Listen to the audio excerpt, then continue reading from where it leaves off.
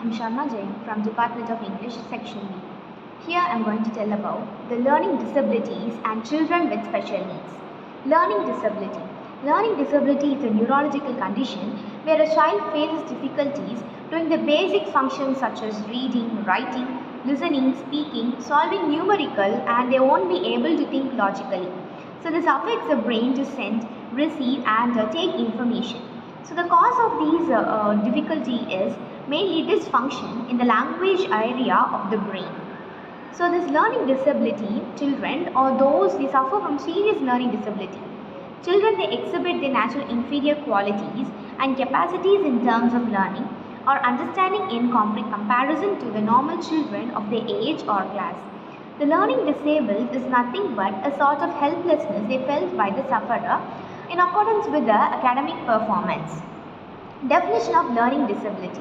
So here are two definitions given by the Association for Children with Learning Disabilities and Kirk. Next we are going to see about the nature and characteristics of learning disability.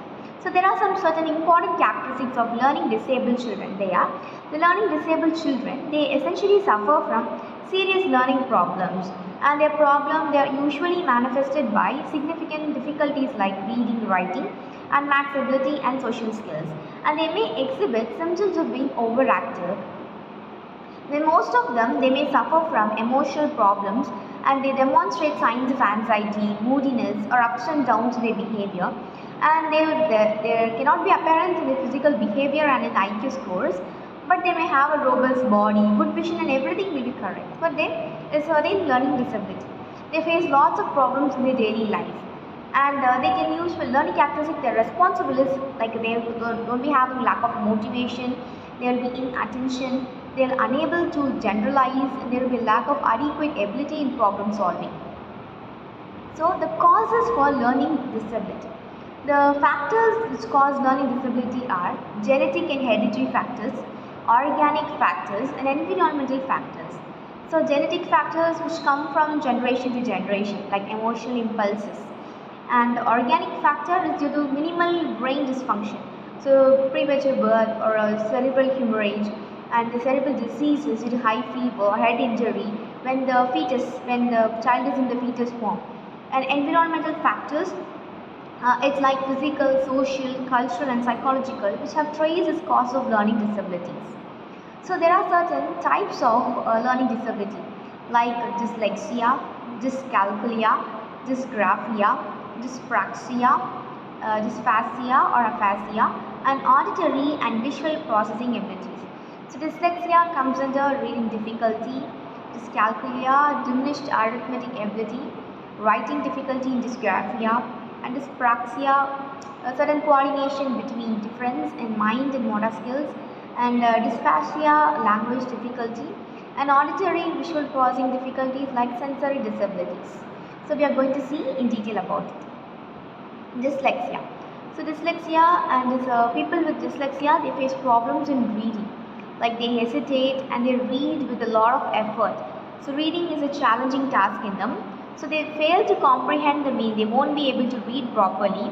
The phonetic reading problem is very common, and they face difficulty when they try to combine letters. They won't be able to combine letters to make words. And common symptoms is difficulty reading, speed sounds, slow reading and writing, problems with spelling. Dysgraphia. Dysgraphia is writing skills and other similar activities also. They show difference in their oral and writing skills. So their oral skills are better than their writing skills.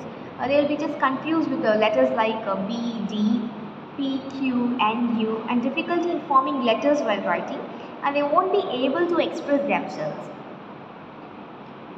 And these are the way they just grasp their pens or pens.